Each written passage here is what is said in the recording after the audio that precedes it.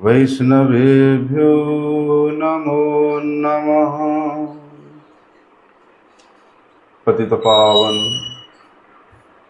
परम करुणामय परम आराध्यतम श्री गुरुपाद पद्म नित्यलीला प्रविष्ट विष्णुपाद परमहंस श्रीला भक्ति वल्लभ तीर्थ गोस्वामी गुरु महाराज जी के श्री अभय चरण कमल में साष्टांग दंडवत प्रणाम करते हुए उनकी हेतु की कृपा प्रार्थना करते।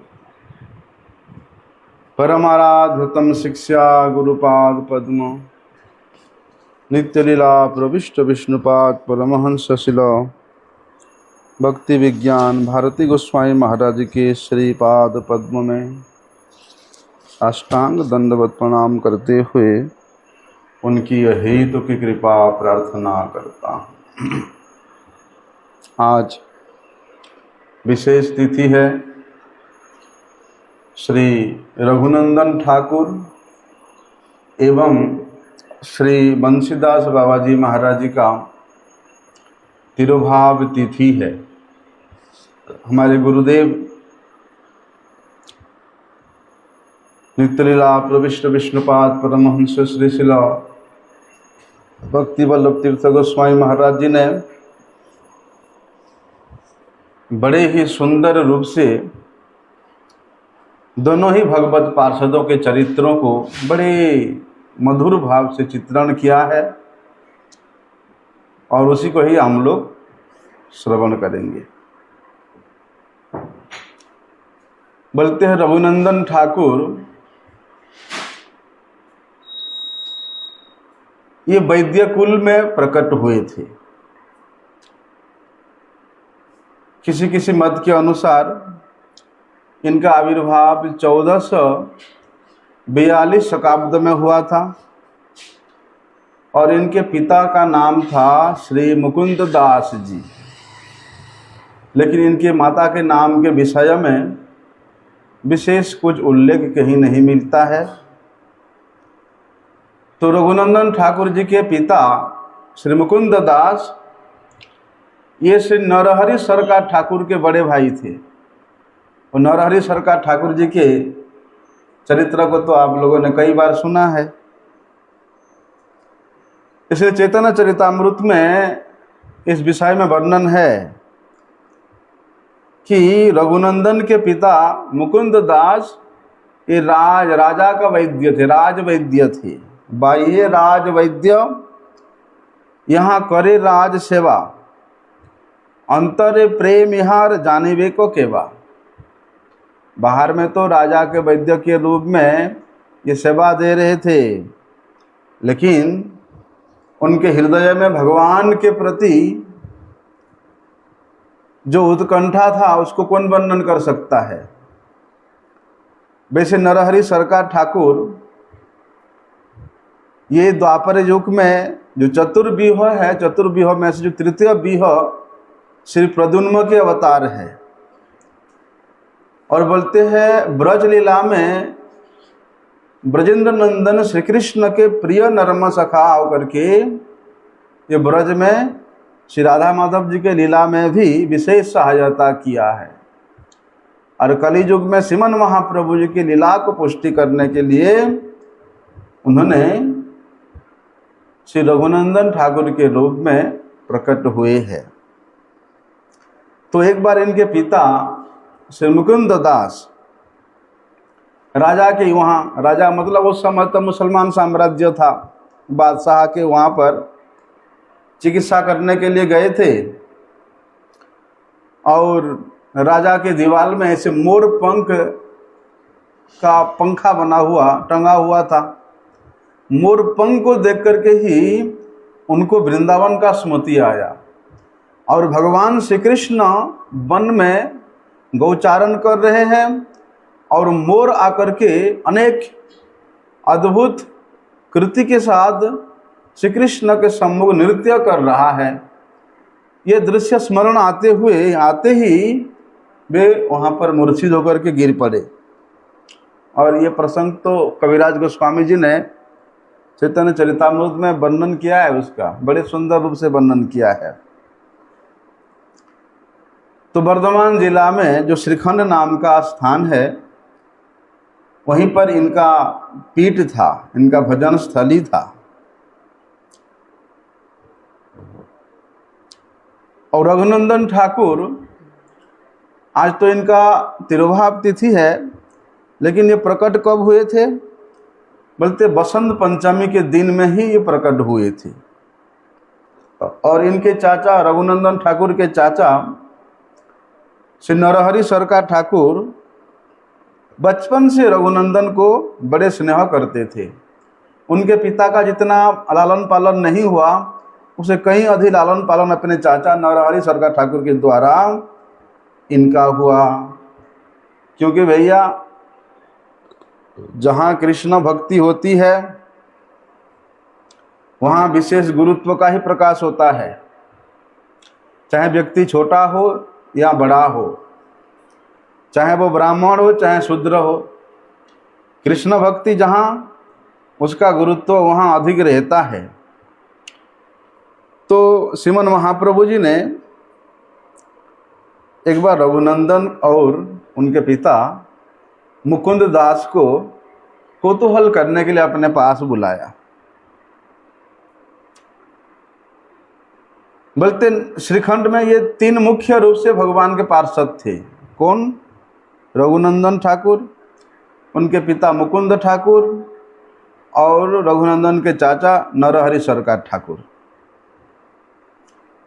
तो एक दिन भगवान श्री गौर सुंदर मुकुंद दास से पूछते हैं, मुकुंद, आप पिता हो या आप आपके पुत्र रघुनंदन का पुत्र हो? आप पिता हो या अपने पुत्र के पुत्र हो? श्रीमन महाप्रभु जी पूछते हैं। मतलब रघुनंदन पिता है और तुम उसके पुत्र हो। यहाँ तुम पिता हो, ये वो पुत्र है। क्या है? क्योंकि मैं दोनों में संशय हूँ, इसलिए मेरे संशय को दूर करने के लिए मुझे बताओ। तब मुकुंद जी कहते हैं कि रघुनंदन ही मेरा पिता है। अपने पुत्र को ही अपने पिता के रूप में परिचय दे रहे हैं। क्यों? और मैं उनका पुत्र हूँ। कहते हैं मैं ये निश्चय किया हूँ, मुकुंद कहे रघुनंदन अमार पिता होय, आमी तार पुत्र यही अमार निश्चय। यद्यपि रघुनंदन शरीर से, शारीरिक रूप से मेरा पुत्र है, लेकिन मैं ऐसा मानता हूँ कि मैं रघुनंदन का पुत्र हूँ। ऐसा मैं निश्चय किया हूँ। क्यों?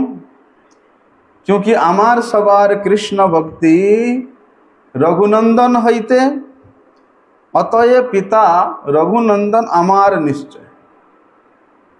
क्योंकि हमारे परिवार में जितने लोग भी कृष्ण भक्ति कर रहे हैं, बोलते ये सब रघुनंदन से ही हुई है, इसलिए निश्चित रूप से रघुनंदन ही हमारा पिता है, क्योंकि इससे उसी से ही हमने सीखा है। सुनी हर से कहे प्रभु कहिले निश्चय, जहाँ होते कृष्ण भक्ति सही गुरु है।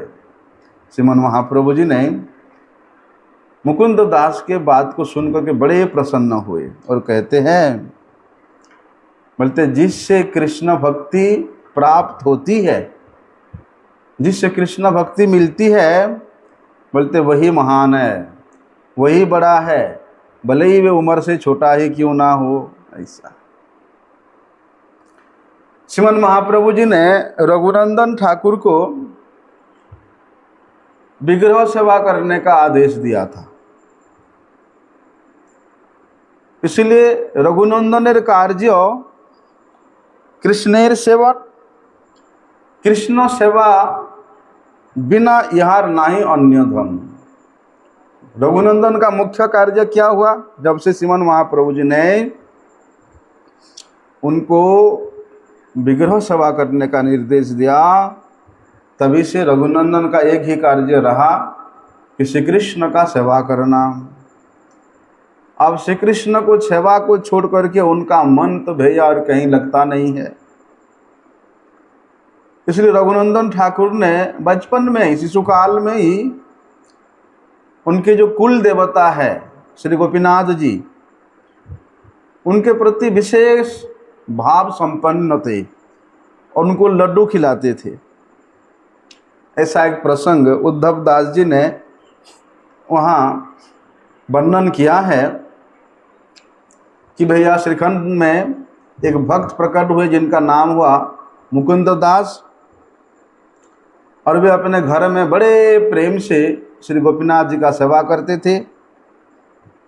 लेकिन एक बार कोई काम से उनको घर से बाहर जाना था, इसलिए उन्होंने अपने पुत्र रघुनंदन को बोल के गए कि बेटा मैं बाजार जा रहा हूँ कुछ काम के लिए, तुम गोपीनाथ जी को भोग लगा देना। और बोलते हैं बड़े यत्नों के साथ उनका सेवा करना। ऐसा कह करके, अभी रघुनंदन तो 6-7 साल का बच्चा हुआ है, बच्चे है, ऐसा कह करके वो चले गए। और पिताजी ने आदेश दिया भैया गोपीनाथ जी को बड़े भाव से, बड़े प्रेम से खिलाना। और रघुनंदन जी बाल भोग में लड्डू लेकर के आए और गोपीनाथ जी के पास में लेके गए, उनके सामने लेके गए और कहते हैं खाओ। नहीं खा रहे गोपीनाथ जी। बोलते आप नहीं खाओगे तो मेरे पिताजी मुझे डांटेंगे, खाओ। नहीं खा रहे गोपीनाथ जी, भैया मूर्ति विग्रह के रूप में नहीं खा रहे, ना देख रहे ना बोल रहे। अब रघुनंदन जी रोने लगे, अब नहीं खाओगे तो मेरे पिता मुझे डांटेंगे, आप खाओ। जब रोते रोते वे उनको खिलाने लगे, तब भैया गोपीनाथ जी जितना भी लड्डू था सब खा लिए। भाई गोपीनाथ जी तो प्रेम के बस में है, और रघुनंदन ठाकुर के उस सरलता को देख करके, उनके प्रेम रूप भाव को देख करके गोपीनाथ जी वो थाली में जितना लड्डू था सब खा गए। अभी मुकुंद दास जी वापिस आए 2 घंटे बाद और कहते हैं रघुनंदन को कि बेटा जो भोग लगाया था तुमने वो प्रसाद बाहर का किया कि नहीं किया, जाओ लेके आओ, सभी लोगों को बांटो। तो रघुनंदन ठाकुर बोलते हैं पिताजी वो तो गोपीनाथ जी खा गए, सब खा गए, एक भी नहीं छोड़ा। अभी मुकुंद दास जी सुन करके कुछ संशय करते हैं, अभी गोपीनाथ खाया ना तुम खाया, उनके मन में संशय आया। तो और एक किसी दिन ऐसे ही रघुनंदन को बोलते हैं कि बेटा तू आज गोपीनाथ जी को भोग लगा देना, मैं जा रहा हूँ। और घर से निकले और तुरंत बाहर आकर के छुप गए घर में। और जैसे ही रघुनंदन ठाकुर लड्डू का थाली लेकर के जाकर के बोल रहे खाओ गोपीनाथ जी, खाओ गोपीनाथ जी भोग लगाओ। अभी तो प्रेम के बस में भैया, 1-2 लड्डू खाए, अब तीसरे लड्डू लेके मुंह में ही रखे थे। उसी समय मुकुंद दास उस मंदिर में घुस गए। ऐसे ही रह गया, जितना आधा लड्डू खाए थे वही आधा लड्डू मुंह में, आधा लड्डू उनके हाथ में रह गया। भाई मुकुंद जी ऐसी अवस्था को देख करके बड़े भाव विभोर हो गए। वे तो प्रेम में विभोर होकर अश्रुधारा प्रवाहित करने लगे, कुछ बोलने के लायक नहीं थे, कंठ गदगद हो गया और बड़े प्रसन्न होकर बड़े प्रेम से अपने पुत्र रघुनंदन को अपने गोद में उठा करके बार बार उनके माथे को चूमने लगे। आज भी जाओगे श्रीखंड में ना, वहाँ मुकुंद दास जी के श्रीपाठ में दर्शन किया। वहाँ पर गोपीनाथ जी वो आधे लड्डू लेकर के ही वहाँ विराजमान है। जो बड़े बड़े भाग्यवान है वो साक्षात रूप से दर्शन कर पाते हैं। इसलिए रघुनंदन ठाकुर ये इनका क्या अलौकिक कृत्य, अलौकिक लीला है, उसको कौन वर्णन कर सकता है। इसलिए क्या कहते हैं कि नरहरि सरकार ठाकुर जी का जहाँ भजन स्थान है, पीठ स्थान है, उसके पास में एक जलाशय है और गौरांग महाप्रभु और नित्यानंद प्रभु के सेवा के लिए उस जलाशय के किनारे में एक बड़ा सा पेड़ था और वहाँ ऐसे शहद का, मधुमक्खियों का घर होता था, शहद होता था कि वो हमेशा अवेलेबल है। और वो केवल जब नित्यानंद प्रभु और गौरांग महाप्रभु सेवा में लगता था, इसलिए कभी वो ख़त्म नहीं होता था। एक बना, उसको लेके सेवा में लगा दिए, फिर एक हफ्ता के अंदर दूसरा तैयार हो जाता था। और ऐसा एक किंवदंती भी सुना जाता है कि रघुनंदन ठाकुर जी का प्रभाव ऐसा था कि उस जलाशय के किनारे में 2 कदम का वृक्ष था, 2 कदम का वृक्ष, और उसमें हमेशा सिर्फ 2 ही फूल होता था, 2 से ज़्यादा फूल होता नहीं था। एक फूल गौरांग महाप्रभु के चरण में जाता और एक फूल श्री नित्यानंद प्रभु के चरण में जाता। इसलिए गौड़ीय वैष्णव अभिधान में श्री रघुनंदन ठाकुर के संबंध में एक अलौकिक घटना का वहाँ उल्लेख मिलता है। अभिराम ठाकुर वे एक बार श्रीखंड में गए और रघुनंदन ठाकुर को प्रणाम किया। रघुनंदन ठाकुर उनका आलिंगन किया और उनको प्रेम में सरोवर करते हैं। उस समय क्या होता है, रघुनंदन ठाकुर वहाँ बड़डांगा है, बड़डांगा का नाम सुना, एक जगह का नाम, वहाँ प्रचुर कीर्तन कर रहे थे और कीर्तन करते करते उनके चरणों का नूपुर टूट गया और वहाँ से जाकर के, वहाँ से 2 किलोमीटर दूर में अकाई हाट है, जो उनके शिष्य कृष्णदास, श्री कृष्णदास के घर में जाकर के वो गिरा, 2 किलोमीटर दूर। बाद में उस नूपुर को संरक्षण करके रखने के लिए, उसके स्मृति के लिए वहाँ पर एक कुंड बनाया गया। जिस जगह पे गिरा था वो नूपुर, उसको नूपुर कुंड के नाम से सब लोग जानते हैं, प्रसिद्ध है। तो भगवान श्रीमंत महाप्रभु जी ने रघुनंदन ठाकुर को अपने स्वीकृत पुत्र के रूप में ग्रहण किया था। इसलिए संकीर्तन यज्ञ में कि अधिवास दिन में सभी को माला और चंदन प्रदान करने का अधिकार श्रीमन महाप्रभु जी ने रघुनंदन ठाकुर को दिया था। रघुनंदन ठाकुर जी चातुर्मास्य के समय में वहाँ से गौड़ देश जितना भक्त लोग जगन्नाथपुरी आते थे, वे भी उनके साथ आते थे। और जगन्नाथ जी के रथ के सम्मुख जो 7 प्रहरिया, 7 संप्रदायों के साथ 7 प्रहरिया कीर्तन होता था, उसमें जो खंडवासी भक्तों का कीर्तन का मंडली 7वां मंडली था। और उस मंडली में ये रघुनंदन ठाकुर और श्री नरहरि सरकार ठाकुर मुख्य कीर्तनिया, मुख्य नर्तक के रूप में वहाँ नृत्य करते थे। अभी श्री नरोत्तम दास ठाकुर, श्रीनिवास आचार्य प्रभु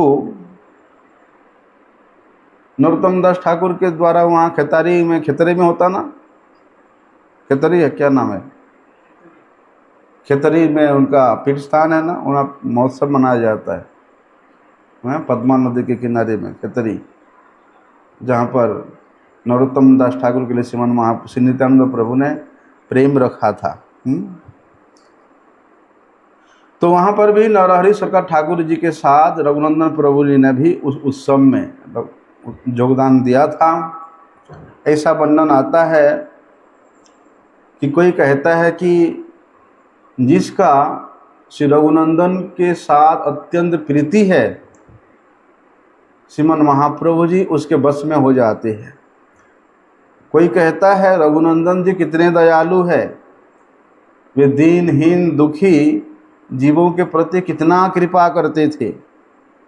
जितने दीनहीन दुखी होंगे उनके प्रति उतना कृपा बरसता था इनका। तो कोई कहता है कि इनमें इतना दीनता था, इतना विनीत भाव था कि उसका वर्णन भी कोई नहीं कर सकता था।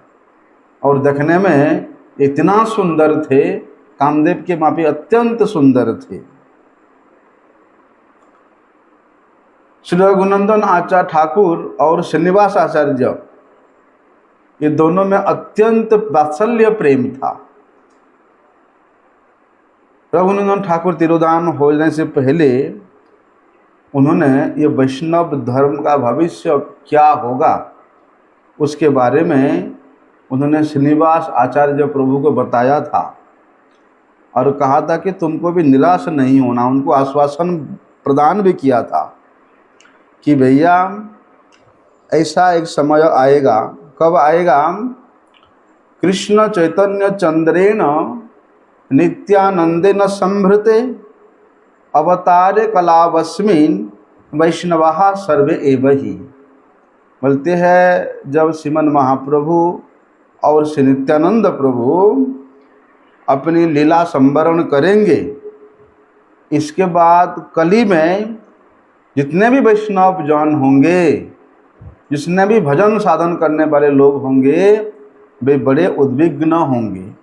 भविष्यन्ति सदुद्विग्न काले काले दिने दिने। और बोलते हैं क्या उत्तम वैष्णव, क्या मध्यम वैष्णव, क्या कनिष्ठ वैष्णव, सभी कली के प्रभाव से, कली के लोगों के प्रभाव से उनका चित्त हमेशा चंचल रहेगा और सभी उद्विग्न होंगे। हो रहा है। और कहते हैं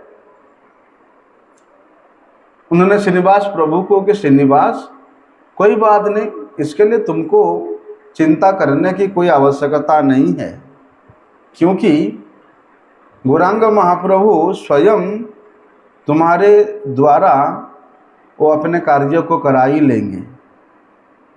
इसलिए तुम इस पृथ्वी पर बड़े लंबे समय तक जीवित रहना और अपने साथियों के साथ श्रीमन महाप्रभु जी का जो शिक्षा है, वाणी है, उसको इस जगत में प्रचार करना।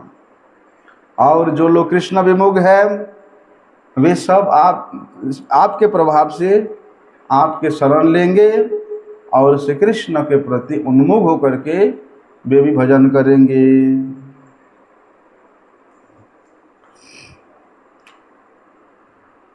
तो रघुनंदन ठाकुर ने जो ठाकुर जी का सेवा करते थे उसको उन्होंने अपने पुत्र कानाई ठाकुर को, गौर गोपाल का सेवा करते थे ना, उसको उन्होंने कानाई ठाकुर को समर्पित करके श्रावण मास के शुक्ला पक्ष के चतुर्दशी के दिन में उन्होंने लीला संवरण किया था, अप्रकट लीला किया था। और आज श्री बंशीदास बाबा जी महाराज जी का भी तिरुभाव तिथि है। बंशीदास बाबा जी महाराज ये बड़े ही अद्भुत वैष्णव थे, अवधूत वेश में रहते थे और उनका चलन फिलन भी अवधूत जैसा ही था, बड़े अद्भुत था। और इन्होंने पूर्व बंग में, अभी तो बांग्लादेश हुआ, वहाँ मेमन सिंह जिले में जमालपुर के पास में जमीरपुर ग्राम है, वहीं पर बाबा जी महाराज आविर्भूत हुए थे। इनके माता पिता के विषय में कोई विशेष परिचय का कोई जानकारी नहीं है, लेकिन श्रील प्रभुपाद जी के गौड़ीय पत्रिका, साप्ताहिक जो गौड़ीय पत्रिका प्रकाशित होता था, उसमें श्री बाबा जी महाराज जी के अलौकिक चरित्र के बारे में प्रकाश होता था। उनके वैशिष्ट्य को पढ़ने से पता चलता था कि उनका कैसा स्वभाव, कैसा उनका चरित्र था। उसी को श्रील गुरु महाराज ने यहाँ पर वर्णना किए हैं कि बाबा जी महाराज ने वहाँ से पूर्व बंग से आकर के नवद्वीप में गंगा जी के किनारे में अवधूत के रूप में एक वृक्ष के नीचे बड़े वैराग्य के साथ रह करके भजन साधन करते थे। और श्रील सरस्वती ठाकुर, श्रील भक्ति सिद्धांत सरस्वती ठाकुर प्रभुपाद जी ने उनके ऐसे बाहरी परमहंस क्रियाओं को देख करके और भजन में उनका इतना लगन देख करके उनके प्रति आकर्षित हुए थे। इसलिए उन्होंने बाबाजी महाराज को दूर से दंडवत प्रणाम करते थे, पास में नहीं जाते थे। और अपने शिष्यों को भी उन्होंने मना किया था कि कोई भी बाबाजी महाराज के पास नहीं जाना, दूर से ही उनको सश्रद्धा प्रणाम करना, दूर से ही उनको श्रद्धा अर्पण करना। क्यों? क्योंकि बाबाजी महाराज ऐसे महापुरुष थे कि बाहरी रूप से तो वो विधि को पालन नहीं करते थे, अर्थात वो विधि से ऊपर उठ चुके थे। शास्त्र का जो विधि एक साधक के लिए अनिवार्य होता है, बाबाजी महाराज उन विधियों से ऊपर उठ चुके थे। तो जो निम्न अधिकारी साधक है उनके ऐसे क्रिया को देख करके समझ नहीं पाएगा, और इतने बड़े वैष्णव होकर कैसे ऐसे कर रहे, शास्त्र की में तो ऐसा वर्णन नहीं है, क्यों ऐसे कर रहे। अगर ऐसा उसके मन में भी भाव आ जाएगा तो उन वैष्णव के चरणों में उसका अपराध हो जाएगा। और विधि का तो मूल तात्पर्य ये है कि भैया भगवान का प्रतिविधान करना, कि जिस विधि से भगवान प्रसन्न होते हैं वही सबसे श्रेष्ठ विधि है।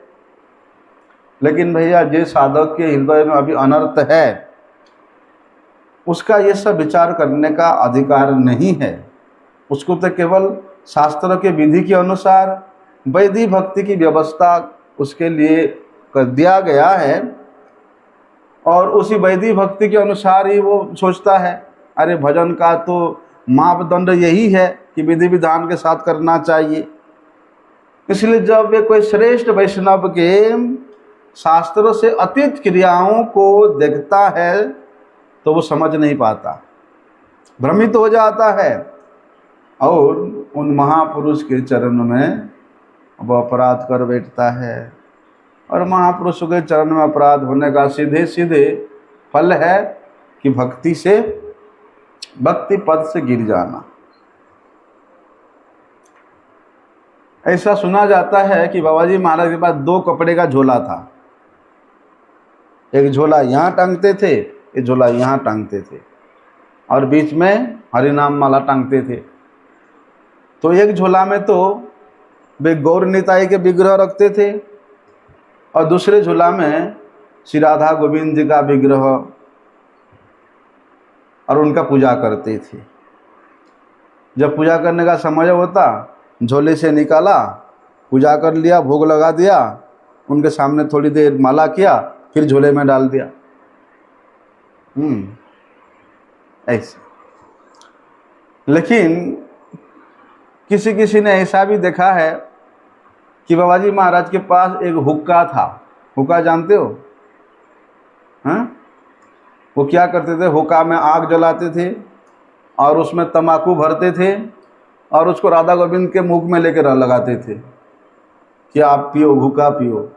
लेकिन गौर नित्यानंद के पास नहीं लाते थे, राधा गोविंद के पास ही लेते थे कि प्रभु आप हुक्का पियो।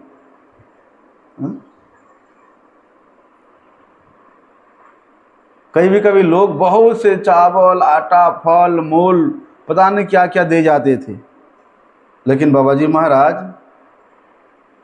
लोग दे गए उधर देखते भी नहीं थे क्या क्या दिया है क्या नहीं दिया है। अगर मन आया तो टेढ़ी नज़र से देखते और वहीं पड़े पड़े गौर नित्यानंद और राधा गोविंद को निकालते, उसके सामने तो खाओ। खाने के बाद उसको सबको भी बांट देते लोगों, लो सभी लोग ले जा। तो बाबाजी महाराज का ऐसा जो अलौकिक आचरण है उसको कैसे समझ सकते हैं कोई हैं? और बाबाजी महाराज तो भैया सिर एक कोपिन पहन करके, एक डोर कोपिन पहन करके रहते थे, और उनके दाढ़ी तो भैया ऐसे जटा जैसा ही था, उड़ुड़ मुड़ुड़ हो गया था, उनके चेहरे में बिल्कुल चिपक गया था इनका दाढ़ी मूछ, सफ़ेद दाढ़ी। देखा है, फोटो देखा है उनका, बंसीदास बाबा जी महाराज का। देखते ही लगता है कितना अलौकिक महापुरुष है। बड़े लंबा चौड़ा शरीर था और बड़े बड़े लंबा लंबे वृक्ष में ऐसे फूल तोड़ लेते थे और उसको ठाकुर जी के स्वभाव के लिए। एक बार क्या हुआ कि बड़ा सा चंपा का पेड़ था, उसमें चढ़ गए, शरीर बड़ी हैवी था और वो डाली टूटा, वो नीचे गिर गए। कुछ दिन दो लेंगड़ाने के जैसा लीला किया उन्होंने, लेंगड़ा लंगड़ा के चलने का लीला किया कुछ दिन। तो ऐसे बाबा जी महाराज हमेशा अपने भाव में विभोर रहते थे, ना किसी ज़्यादा बोलते थे, ना किसी के पास जाकर कुछ पूछते थे। कभी कुछ ख्याल आता तो मन मन में प्रश्न कर रहे हैं और स्वयं उसका उत्तर दे रहे हैं। कोई नहीं है, लेकिन वो पूछ रहे अपने आप को और अपने आप उसका उत्तर दे रहे हैं। नहीं तो अधिकतर समय तो वे मौन ही रहते थे। कभी कभी ठाकुर जी को झोला से निकालते थे, सामने रखते थे और उनसे पता नहीं क्या क्या बातें करते रहते थे। कभी गौर निताई को बोलते तो कभी राधा गोविंद को बोलते, और बात करते करते कभी तो इतना व्याकुल हो जाते कि रोने लगते थे और कभी कभी हंसने लगते थे। ऐसा अवस्था। और वे उनका उपदेश भी ऐसा होता था, अति स्वल्प परिमाण में होता था, लेकिन शास्त्रों का सार होता था। जो अलौकिक अनुभूति उनको प्राप्त हुआ था, उनमें से दो चार बातें वे बोल करके फिर गंभीर हो जाते थे। एक बार एक व्यक्ति उनके पास बार बार आता है और पूछता है कि बाबा जी महाराज, भगवान की प्राप्ति कैसे होगी? बाबा जी महाराज चुप रहे थे, उधर क्यों देखते भी नहीं है कि कोई आया है कुछ पूछ रहा है, देखते भी नहीं। वो आदमी बार बार आ रहा है और वही प्रश्न कर रहा है कि बाबा जी महाराज भगवान कैसे मिलेंगे? अचानक एक दिन बाबा जी महाराज का दृष्टि उस व्यक्ति के ऊपर पड़ा और पूछा, क्या चाहते हो?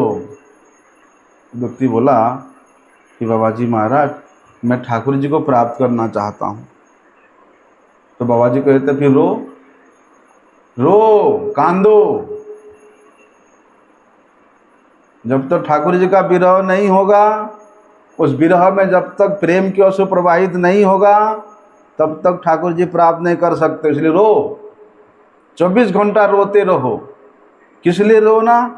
ठाकुर जी के लिए रोना, ठाकुर जी के दर्शन आशा लेकर के रोना। ऐसा।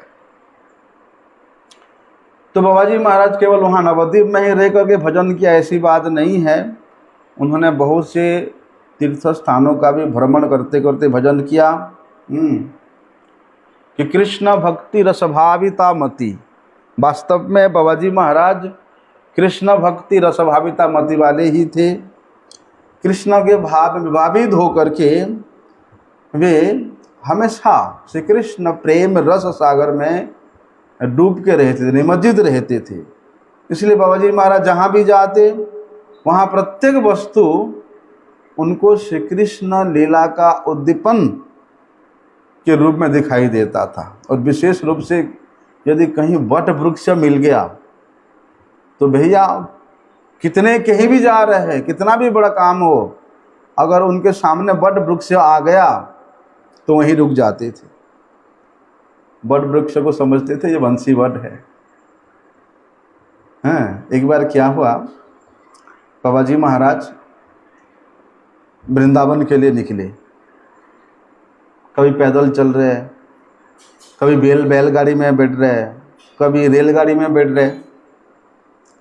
लेकिन इस यात्रा मार्ग में जैसे बैलगाड़ी में जा रहे, अगर कहीं पर वट वृक्ष मिल गया, बैलगाड़ी को छोड़ देते वहीं उतर जाते थे, उस वृक्ष के नीचे बैठ जाते थे कि बंसी वट आ गया, बंसी वट आ गया। अब काटवा पहुँचे। काटवा से उन्होंने रेल पकड़ा और वृंदावन के लिए गए। जैसे भागलपुर स्टेशन आया, स्टेशन में बड़ा सा एक बड़ वृक्ष है, बाबा जी महाराज वहीं से उतर गए कि वृंदावन आ गया हैं, ये बंसीवाड़ा आ गया। अरे बैठे हैं ट्रेन में जाने के लिए वृंदावन मथुरा, ठीक है, और भागलपुर स्टेशन में बड़ वृक्ष देख करके उतर जाते हैं कि ये बंसीवाड़ा आ गया, बंसीवाड़ा आ गया, बस उतर गए। 2 दिन वहाँ बैठे रहे। फिर कोई समझाया, बाबा ये बिहार भागलपुर है, वृंदावन नहीं है। फिर ट्रेन में बैठे। दूसरे दिन 2-3 दिन रहने के बाद फिर ट्रेन जो है गंगा के किनारे में स्टेशन में जाकर के रुका, और वहीं पर उनको एक बड़ वृक्ष दिखाई दिया। फिर से ट्रेन से उतर गए और वो गंगा जी किनारे में जाकर के फिर 2-3 दिन वहीं बड़ वृक्ष के नीचे विराजमान रहे। इस प्रकार 8-10 जगह में जहाँ भी बड़ वृक्ष दिखाई देता वहीं से उतर जाते और वहीं बैठ करके बंसी वट का आस्वादन करके वहीं भजन साधन करने लगते। और जब वृंदावन पहुँचते हैं, वृंदावन में जहाँ भी बड़ वृक्ष देखते तो वहीं पर ही रुकते। जो लोग बाबा जी महाराज के साथ ये भ्रमण में, ये 84 कोस परिक्रमा में उनके साथ थे,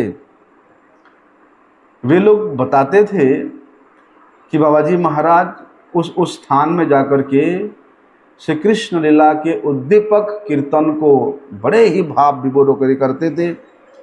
कभी कभी नवद्वीप धाम के महिमा कीर्तन करते हैं, कभी बड़े उच्च स्वर में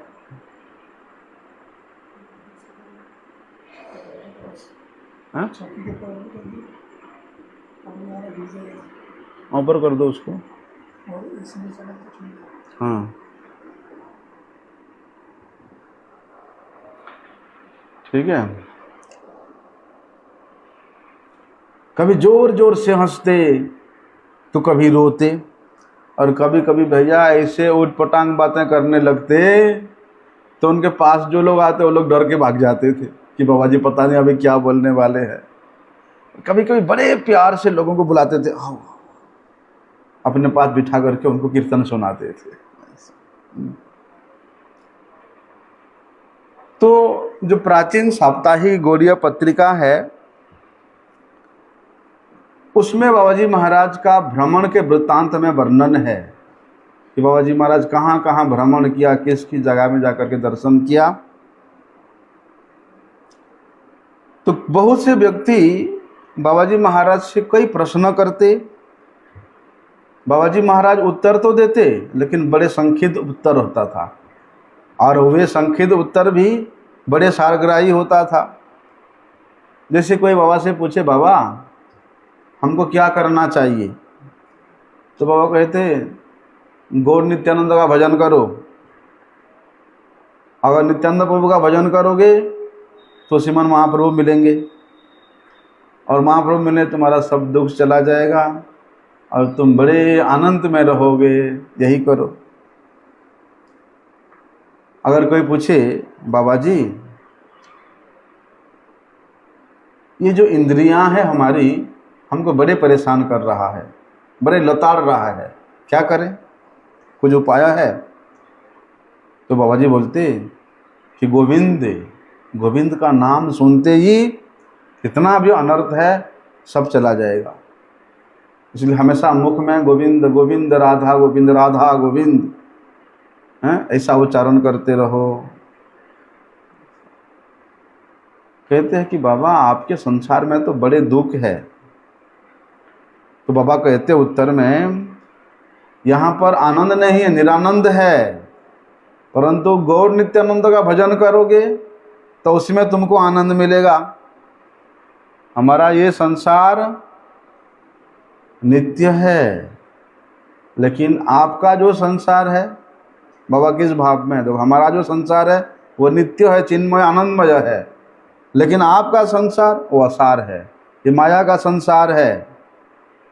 लेकिन जैसे एक छोटे से शिशु सोते सोते हंसता है, रोता है, बोलते तुम्हारे ये संसार भी उस प्रकार का सुख देता है जो सुख के पीछे में कारण दुख ही होता है।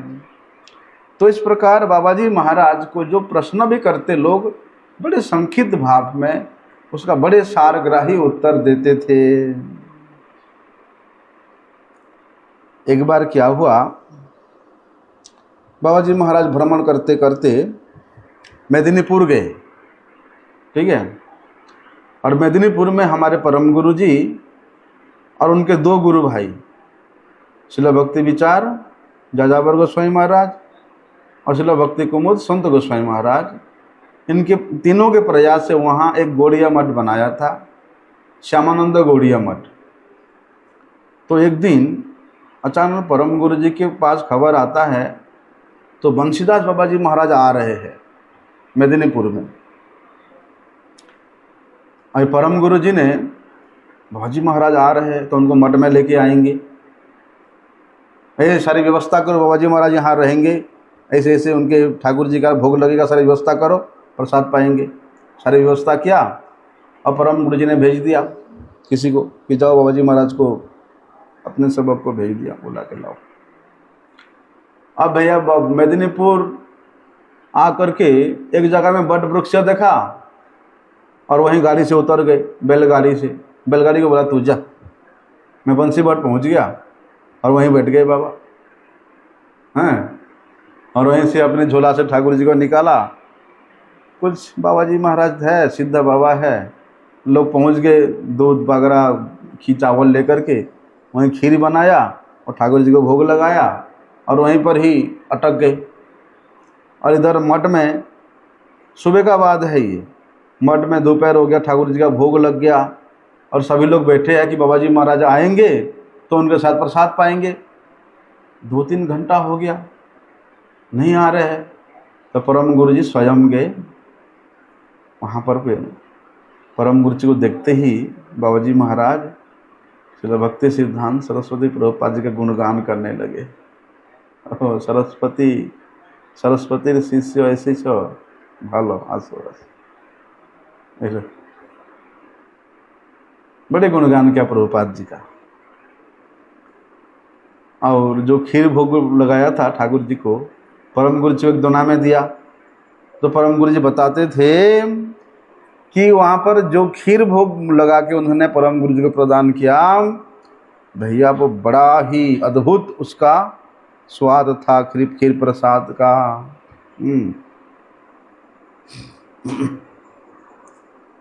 बड़ा ही अपूर्व स्वादन था। तो श्रील गुरु महाराज वहाँ लिखते हैं कि उनके शिक्षा गुरु श्रील भक्ति प्रमोद पुरी गोस्वामी महाराज, हमारे गुरु जी के शिक्षा गुरु श्रील भक्ति प्रमोद पुरी गोस्वामी महाराज के साथ बाबा जी महाराज का कुछ कथोपकथन हुआ था। तो श्रील पुरी गोरी महाराज ने अपने आँखों से देखा एक घटना, क्या कि बाबा जी महाराज नवद्वीप में गंगा जी के किनारे में अपने कुटीर में बैठे हैं और गौ नित्यानंद को सामने रख करके हरिनाम कर रहे हैं और सामने फलों का ढेर लगा हुआ है, लेकिन बाबा जी महाराज उधर को ध्यान नहीं दे रहे हैं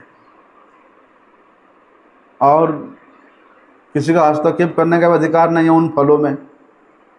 एक दिन सबने देखा कि गाय आकर के उस फल को खा रहा है। बाबा जी महाराज देख करके ताली बजा बजा करके हंस रहे हैं।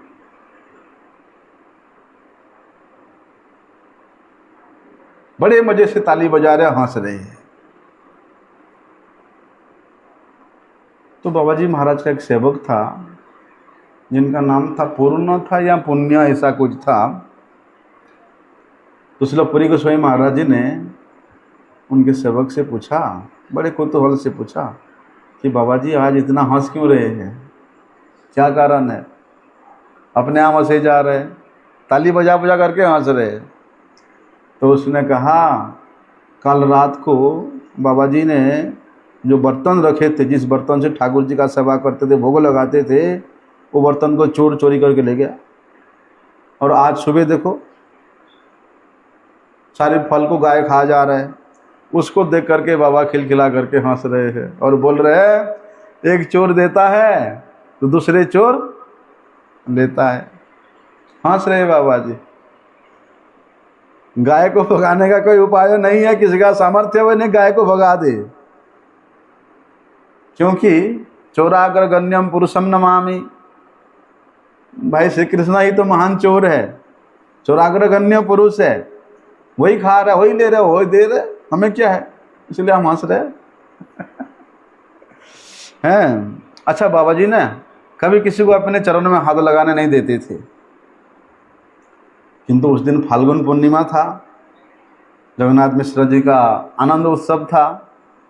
श्रील भक्ति प्रमोद गोस्वामी महाराज जी हैं, उनके पास गए। आज बाबा बड़े कल्पतरु के रूप में बैठे हुए हैं, आनंद में बैठे हुए हैं। श्रील गोस्वामी महाराज जी ने उनके पाद पद्मों को ऐसे स्पर्श किया।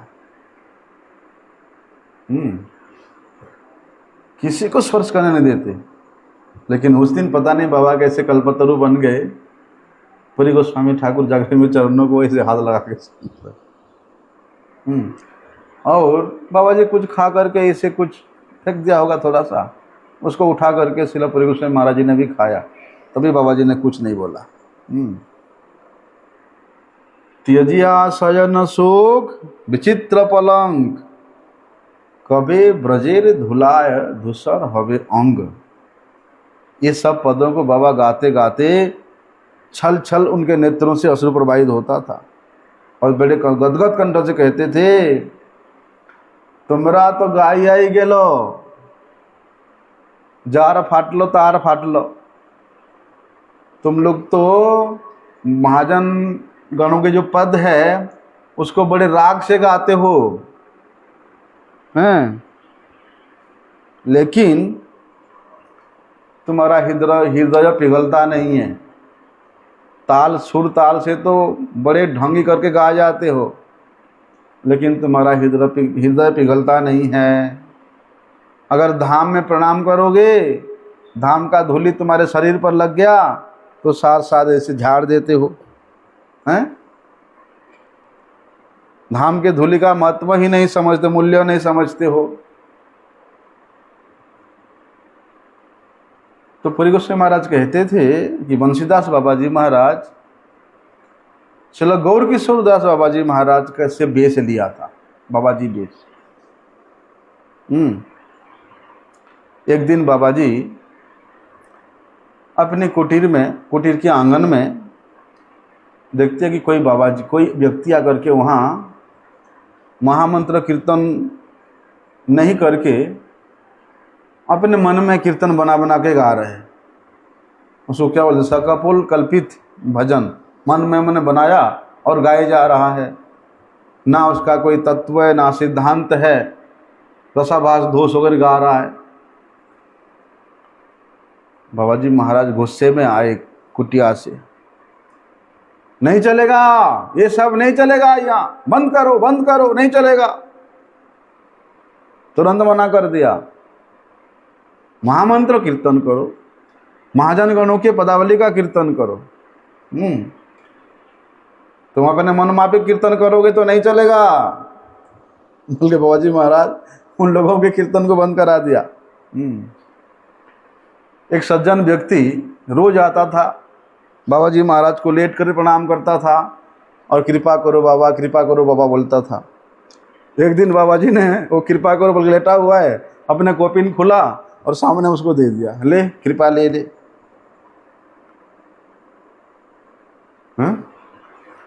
तो बाबा जी महाराज के बोलने का जो महिमा, जो भंगिमा ऐसे थी कि वो व्यक्ति डर गया, ले कृपा ले। वैष्णवेर कृपा जाहे सर्व सिद्धि,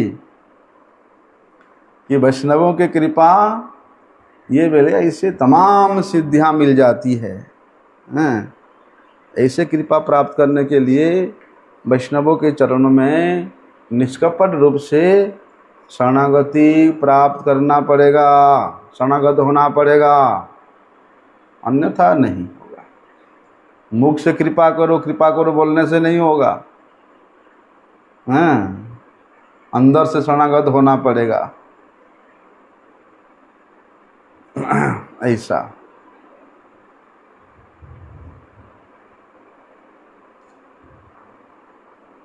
बाबा जी महाराज पूर्व बंग के थे, तो अपनी भाषा में बल्कि खुल करके हरि कथा करते थे। बाबा जी महाराज वहाँ से रह करके एक बार ऐसा भी हुआ ना कि वृंदावन में, यहाँ वर्णन नहीं है लेकिन हमने सुना पहले, वृंदावन में मदन मोहन जी का जो मंदिर है वहाँ तुलसी का बगीचा लगा हुआ है, और उसमें बकरी घुस गया है और बकरी उसको खा रहा है। बाबा जी महाराज वृंदावन में नहीं है, बाबा जी महाराज वहाँ नवद्वीप में गंगा किनारे अपने कुटिया में बैठे हैं, और वहाँ बैठे बैठे वे आँख बंद करे बकरी भगा रहे हैं, धर धर धर जा धर। लोग देखते हैं बाबा जी आँख बंद कर किसको भगा रहे हैं, काफ़ी टाइम हो गया बाबा जी ऐसे कर रहे हैं। जब आँख खुला तब उनके सेवक ने पूछा कि बाबा किसको भगा रहे हो? वही देखो वही वृंदावन है, ওইখানে মদন মোহন বাগান है, ওখানে ছাগলগুলো খেয়ে যাচ্ছে, তুলসী ঠাকুরের তুলসী খেয়ে যাচ্ছে।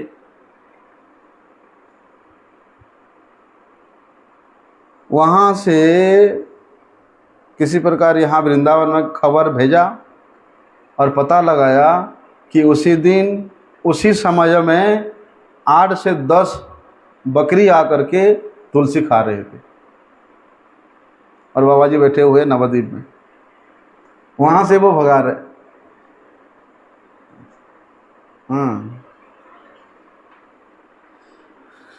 ऐसा बाबा जी महाराज जी का अलौकिक चरित्र था। आज इनका तिरुभाव तिथि है। उनके श्री चरणों में सकातर शरणागत होकर के यही प्रार्थना करते हैं कि हे नरहरि सरकार ठाकुर, हे श्री बंसीदास बाबा जी महाराज, आप अपने गुण में हमें कृपा करके अपने चरणों की धूलि बना के रखें। वंछा कल्पतरुभ्यश्च कृपा सिंधुभ्येव च पतितानां पावनेभ्यो वैष्णवेभ्यो नमो नमः।